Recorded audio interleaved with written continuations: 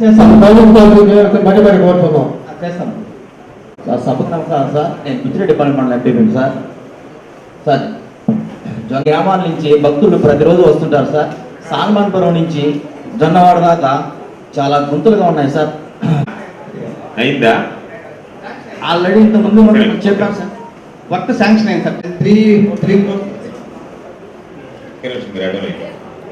భక్తులు చాలా ఇబ్బంది పడుతూ ఉన్నారు సార్. రోడ్డు బాగలేదు.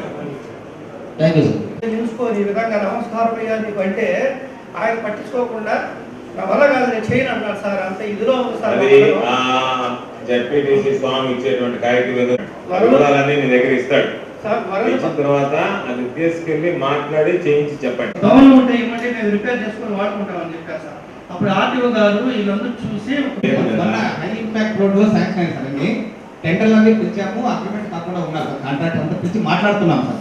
అంటే పేమెంట్స్ లాస్ట్ టైం అన్ని పెండింగ్ ఉన్నాయని చెప్పేసి కమింగ్ తర్వాత మనం పిలిచి మాట్లాడుతున్నాం సార్. కనీసం గ్రావెల్ 5 లాక్స్ చేయండి, టెంపరీ చేయండి. 5 లాక్స్ చేయండి, టెంపరీ అయింది. అన్యాయం పరిస్థితి. అవును నెల్లూరు. ఓకే ఎమర్జెన్సీ రిపేర్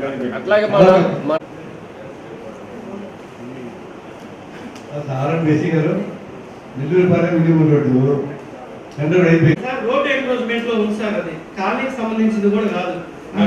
పేపర్లో కూడా డెమాల్ స్టేజీలో పడిపోయే స్థితిలో ఉంది సార్. అది దాన్ని వాడకంలో లేదు. అట్లాంటి బిల్డింగ్ మీ రెవెన్యూ ఒకసారి సెట్ చేసుకోండి.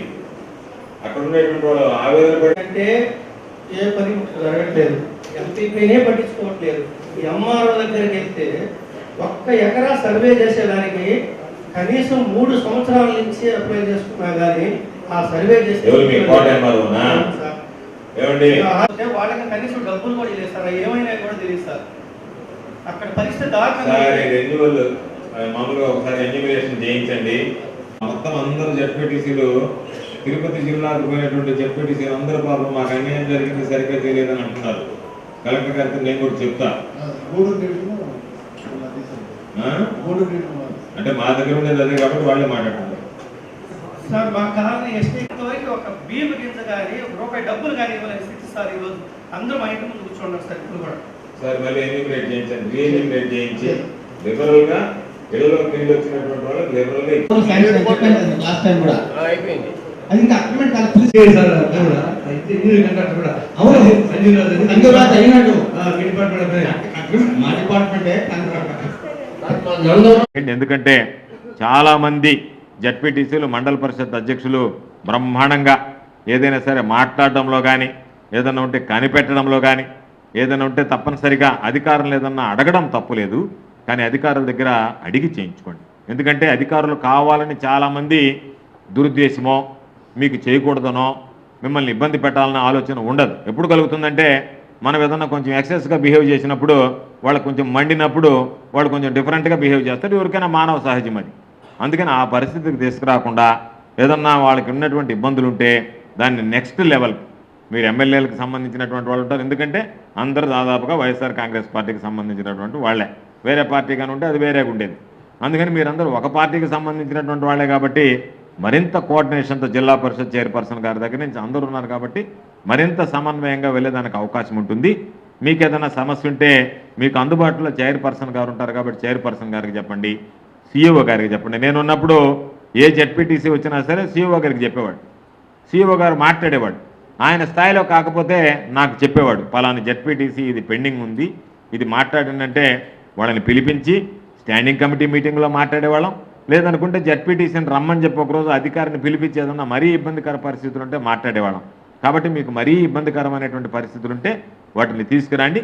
ఒక్క అపప్రదం ఉంది, రెవెన్యూ డిపార్ట్మెంట్కి సంబంధించి మమ్మల్ని లెక్క చేయటం లేదనేటువంటిది ఈరోజు ఈ జిల్లాకు సంబంధించి జిల్లా కలెక్టర్ గారు కానీ జాయింట్ కలెక్టర్ గారు కానీ అటువంటి సమస్య లేకుండా అందరినీ పరిగణలోకి తీసుకుని చేస్తున్నారు. తిరుపతి జిల్లా కలెక్టర్ కూడా చాలా ఉన్నతమైనటువంటి వ్యక్తి వెంకటరమణారెడ్డి గారు. కాకపోతే కింద స్థాయి సిబ్బంది ఏ విధంగా చేశారో తెలీదు.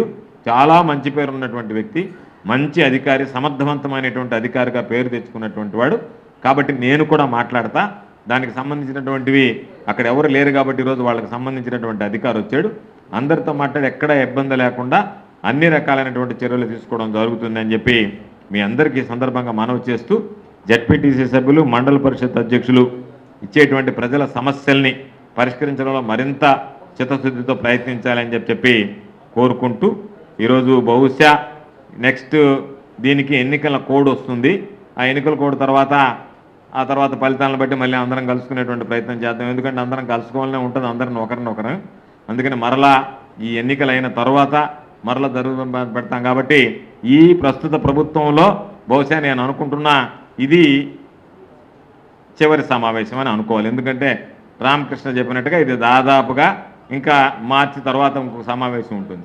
మార్చి అప్పటికి ఎలక్షన్ కోడ్ వచ్చేసి ఉంటుంది. కాబట్టి ఈ టర్మ్కి మీకు కాదు, మీకు ఇంకా టైం ఉంది. ఈ టర్మ్కి ఎమ్మెల్యే ఎమ్మెల్సీలకి ఎంపీలకి పాపం ఎందుకో వాళ్ళ అవకాశాన్ని ఉపయోగించుకోలేకపోయారు. జిల్లా పరిషత్కి సంబంధించి హాజరు కాలేదు. ఈరోజు అయిపోయి వచ్చేసింది కదా టర్మ్ అనుకున్నారేమో తెలియదు.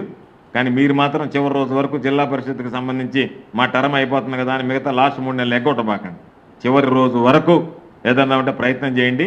ఎందుకంటే జడ్పీటీసీలుగా ఉన్నటువంటి వాళ్ళు చాలామంది ఎంతో ఉన్నటువంటి స్థాయికి ఎదిగారు. తల్లి మహిళలు ముఖ్యంగా బహుశా రేపు వచ్చే రోజుల్లో మీకు 1/3 వంతు వస్తుందేమో ఈసారి ఎన్నికలకి. అప్పటికి మీకు అందరికీ జడ్పీటీ ఏముందంటే క్వాలిఫికేషన్ అంటే జడ్పీటీసీగా పనిచేసామంటే ప్రీ క్వాలిఫికేషన్ మీకు. అందుకని మీరు ఇంకా బాగా కష్టపడి పనిచేయండి. మీ అదృష్టాన్ని పరీక్షించుకునేదానికి ఒక అవకాశం ఉంటుంది. కాబట్టి మహిళలకి దాదాపుగా 1/3 వంతు అవకాశం వస్తుంది. సీట్లు పెరుగుతాయి, అన్ని రకాలైనటువంటి అవకాశాలు ఉంటాయి. కాబట్టి అందరూ కష్టపడి పనిచేయాలని చెప్పి కోరుకుంటూ మరొకసారి సహకరించినటువంటి అధికారులకి ప్రజాప్రతినిధులకి నా హృదయపూర్వకమైనటువంటి ధన్యవాదాలు తెలియజేస్తూ, అదేవిధంగా జిల్లా పరిషత్ చైర్పర్సన్ అరుణమ్మ గారు సమర్థవంతంగా ఈ కార్యక్రమాన్ని నిర్వహిస్తున్నందుకు, జిల్లా పరిషత్ను సజావుగా సాఫీగా నడుపుతున్నందుకు చైర్పర్సన్ గారికి, సిఇఓ గారికి కూడా నా హృదయపూర్వకమైనటువంటి ధన్యవాదాలు తెలియజేస్తున్నాను. నమస్కారం.